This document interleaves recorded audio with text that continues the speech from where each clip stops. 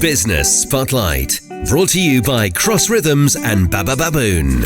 I'm Sonya Farrell. This is Business Spotlight in partnership with Cross Rhythms City Radio and Baba Baboon.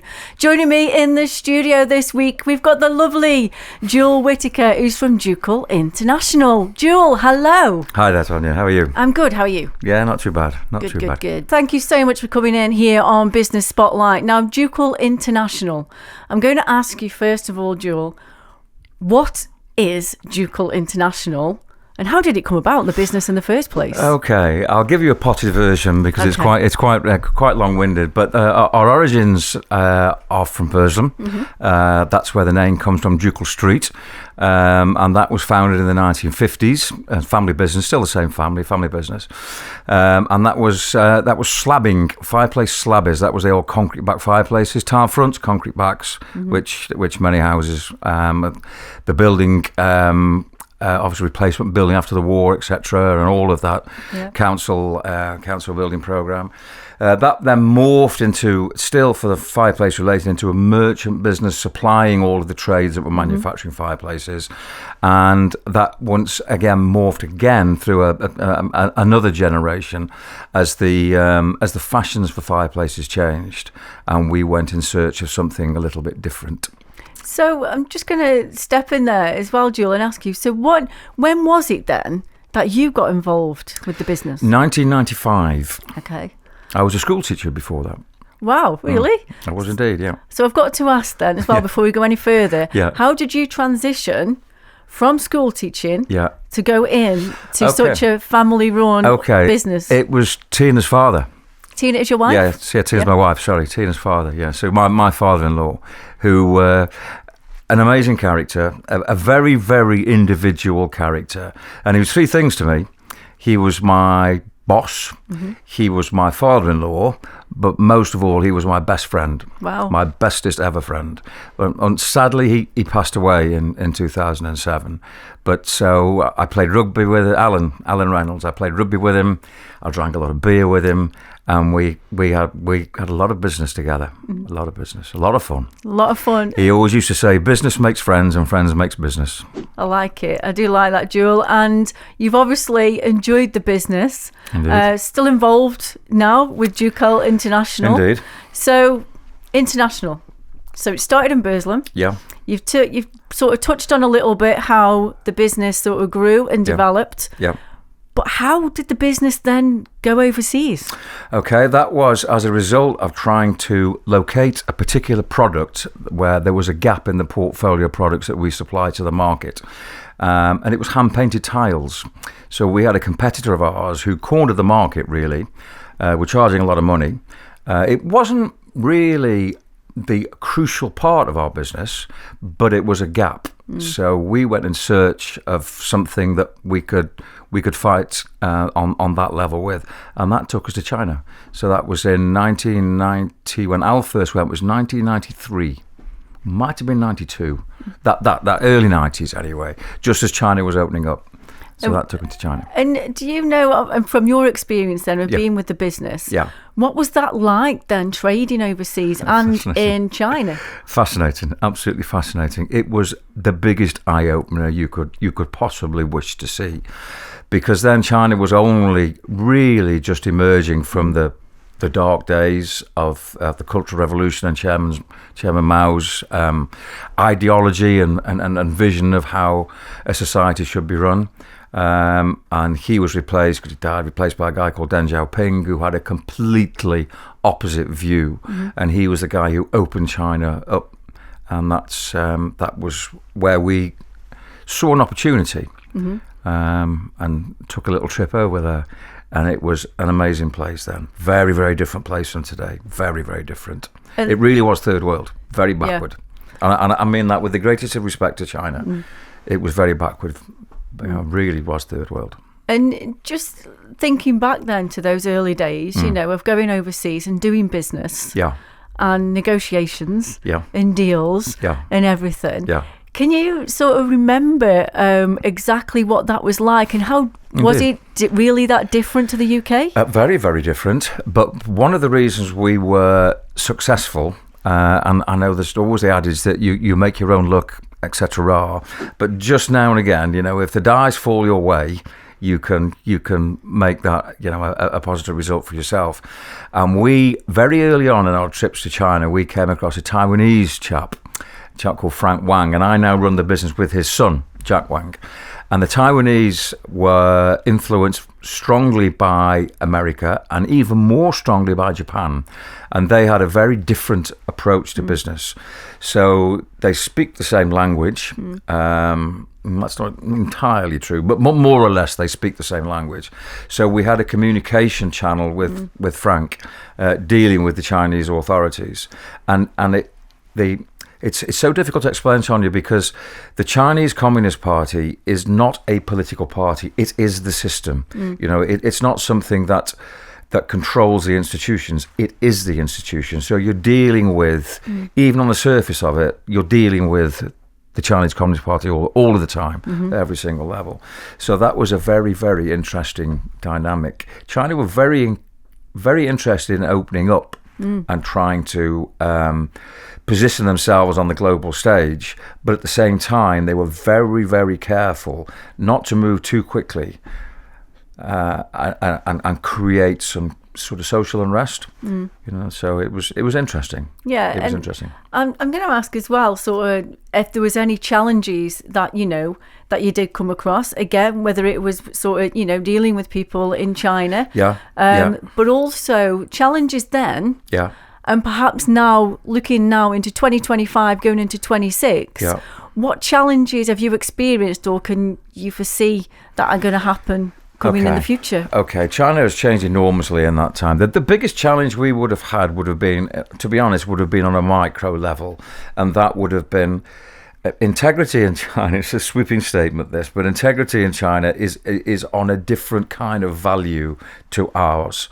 So what we were culturally come to expect as the norm, in China culturally, that isn't. It simply isn't. You need to understand that the approach to not just a business, but the approach to life is completely different. So that was our biggest challenge then, with creating the supply chain, etc., and dealing with the nuances of China, which we would say today, using our measurements, we would say it was corrupt.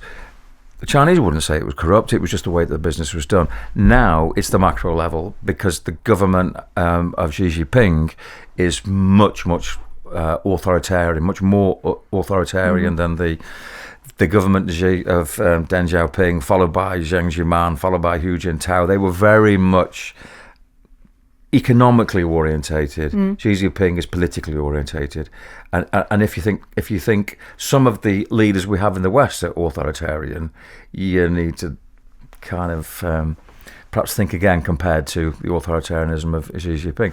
Great country, and it's performing very, very well, but that's been a big change. Big change. And is it just China where the business has been taken to? In terms of our production, yes. In terms of our market, no. Our market is global. So where have you travelled then through that and through the business? Have you been able to go and travel, on a variety of different countries? Absolutely. So when we started over in China, that was sourcing a particular type of tile.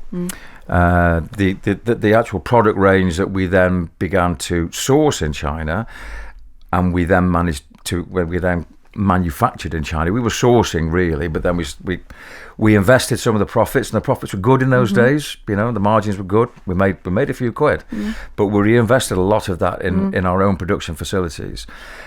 Created something that we thought that was for the market that we were in. I'm not saying it was unique, but it was it was attractive to our customers. And we took that idea then worldwide. So a big chunk of our business is North America, Australasia, India, South Africa. So, I suppose the old British Empire, I suppose, because of the language. Yeah. And you mentioned earlier that you're sort of running the business with Jack Wang. Yeah. And How has that come about again? And is there also, the reason I'm asking is because you're obviously in two completely different countries a lot of the time. Indeed. I can imagine. Yeah. But again, that must come with challenges itself, does it? With timescales and everything. Yes, it does. It does. For example, we had a conference call with a Canadian customer of ours last night. It was great for me. It was 4:00 in the early evening. For Jack, it was 11:00 at night. Yeah. You know, so that becomes a challenge. Yeah. It was 8:00 in the morning in Vancouver, so that becomes a challenge. But what has made running an international business easier, a lot easier, of course, is the communication channels that we have these days and technology. Yeah. We simply couldn't have done what we do now, you know, in the time scale without the technology that we have. I can remember sending faxes over to China from our warehouse in Burslem. We used to dial the number for the factory, and you'd wait for some guy to pick up the phone. He'd scream something in Chinese, and we had to shout, "Fax!" And then we'd hear he'd swap over a valve or something, and then we'd communicate. You know, I can imagine some people who are tuning into this interview as well, Jule, might not even know what a fax is. Probably, actually. No. They've always fascinated with fax machines, the technology. I never understood that, let alone computers. I know. My God. But you just mentioned there, you know, the power of technology and how the ease and how that can come into a business and help with that. But there's something else I'm just going to ask you about as well. Yes, all the technology. You can have all the technology in the world. You can have a great product. But surely as well, it must come down to those relationships that you've also built within business and the partnerships. Oh, absolutely. Yeah, technology is a great tool. Business is all about people. It doesn't matter what your business is. It's all about people. If you're going to sell a product, you've obviously got to make your customer comfortable. Yep. They've got to feel comfortable in your presence. Whatever type of personality that customer may be, you know, they may be just purely a transactional type of customer who wants something that's clean, efficient, and straightforward. You may have customers who perhaps want a little bit more life into that relationship. But yeah, it's all about people. You know, that it's reading people, isn't it? And you know, positioning it in the right way. I think when you're leading a business, you have to go up and down the scales, don't you? Yeah. You have to be able to talk to people on the level that your customer wants to talk at, not the level that you want to talk at, the level your customer wants to talk at. Yeah, and understanding. Yeah, absolutely. Yeah, you've got to understand your product, of course you have, but you've got to understand the markets that your customers are in. And something that the international side of our business has been a great education for me, actually, is to understand the different cultures and the different ways there are of achieving the same goal. So many different ways. We go through life sometimes presuming the only way to operate is the system that we've been brought up in. But we operate like that because it's the only system we know. There are so many different ways of operating. So it's been a great education for me. Yeah. It really has. I've enjoyed every minute of the journey. Yeah. I really have. I can imagine. Yeah. I can see that from talking to you as well. And I can see there's probably 1,000,001 stories going on as well. Probably couldn't tell you most of them, to be honest. But, probably can't remember some of them now. But one question I did want to ask you, Jule, while you're here on Business Spotlight, is as well as everything that we have talked about, you know, and having a business and running a business, operating overseas, internationally, etc. What about staffing? What about recruitment? Okay. Not just, you know, when it was just here in the UK, but also overseas. How does that come into play? Very different. And the dynamics of that have changed somewhat too. When we were beginning the business with our time, it's a joint venture. So the business now is owned 33 by myself, Jack Wang, the son of Frank Wang, the original founder, and a chap called Harvey Yang, who's a Chinese friend of ours, who's completely retired now, actually, but he still retains a shareholding. So when we began that business in China, we employed 12 people. Most of them were family or friends of family. It was very much the Chinese way was that you would employ family and friends of family. The concept of actually going out into the market was, I wouldn't say it was foreign, but it wasn't common. And we've seen a big change of that. So, when some of the big Western organisations have come into China and the way that they operate and their philosophies are slightly different, and we've seen that change. But China also, obviously, the size of the country is huge. 1.3 billion is the official population. It's a lot more than that because the itinerant workforce aren't registered. So it's probably another 300 or 400 million on top of that, to be honest.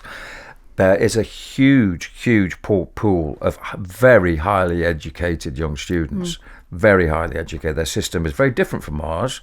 They don't teach you how to learn. They teach you facts. It's a very different kind of philosophy.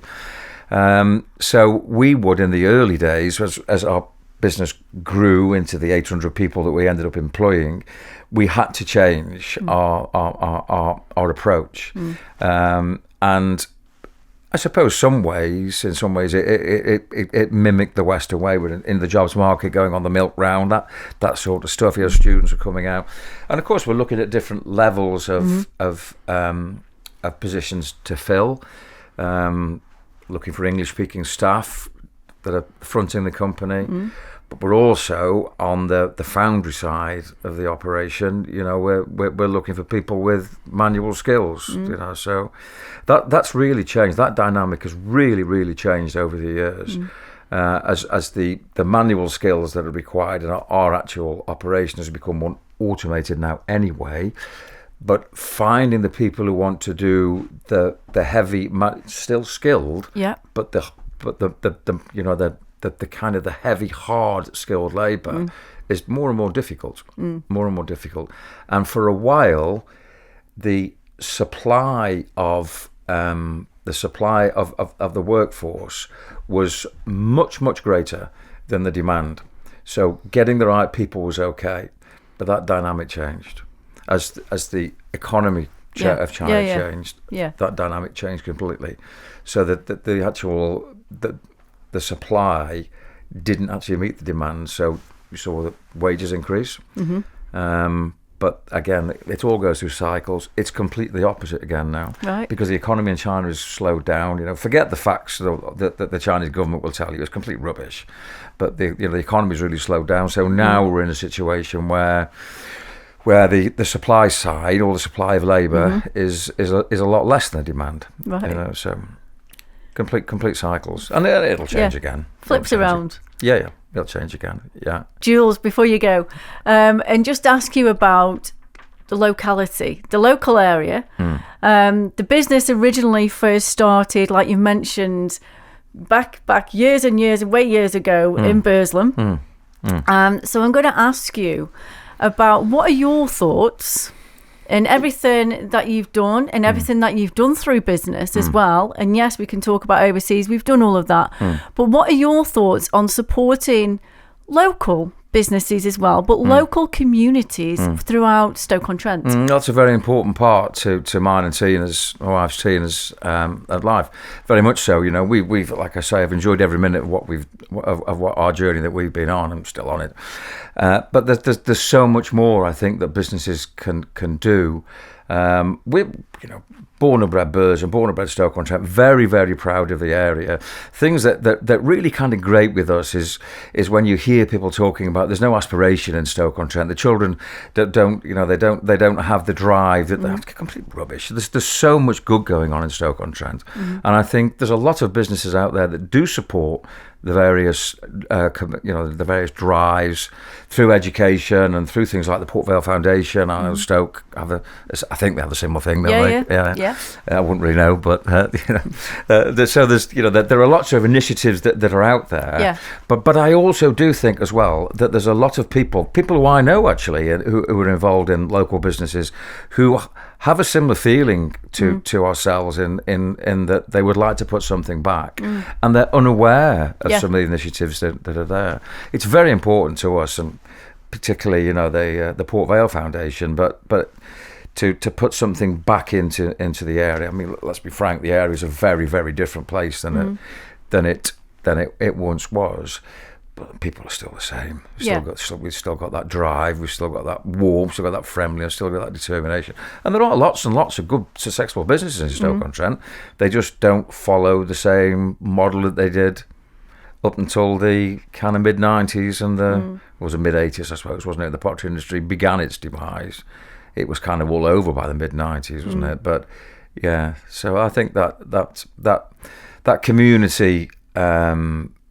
Well, that sense of community and that sense of responsibility, I think, is very strong, burns very strongly in us, yeah. And like I say, there's some brilliant institutions out there that do so much good.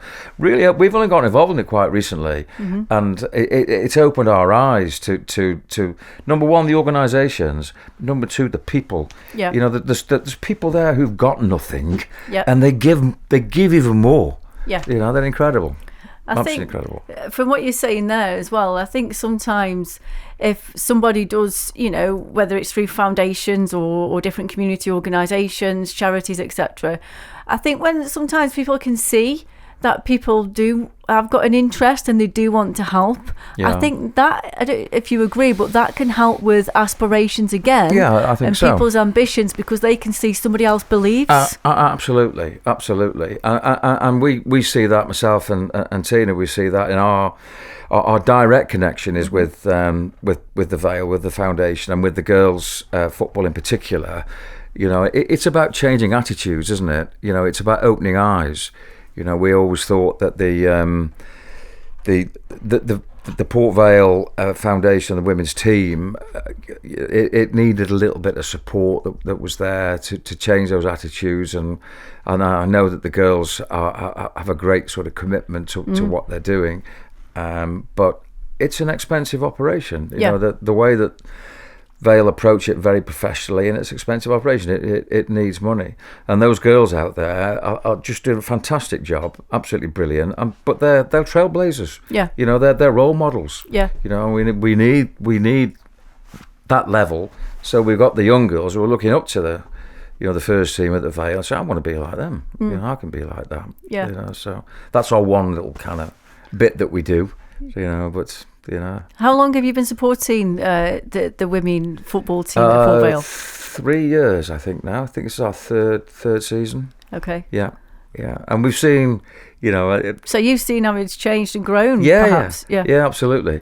You know, it's such a professional setup. And I said to Jack Day, who runs, the very first night I went down to watch a training session. And I thought that, because my daughters played football as well, but it was pretty basic, to be honest. And I said to Jack, I said, the thing that impresses me so much about this, it's very professional, it's brilliant. You know, they're playing down at the Dimensions, which I know is going to become part of the campus, but brilliant. But all the girls had a smile on their face. You know, they were being coached by proper football coaches, and all of those elements of proper football coaching were in there. But they'd all got smiles on their faces, and I thought it was brilliant, absolutely brilliant. Jule, it's been an absolute joy to have you here on Business Spotlight. I hope you've enjoyed yourself. Yeah, I have indeed, in this state-of-the-art facility. State-of-the-art, for the first time that you've ever done anything like this. Yeah. So congratulations on that, and congratulations on everything that you do, and also everything that you do in the local community as well. Thank you. That's Jule Whittaker of Ducal International here on Business Spotlight with me, Sonya Farrell. Business Spotlight, shining a light on our local business community. Brought to you by Cross Rhythms and Baba Baboon.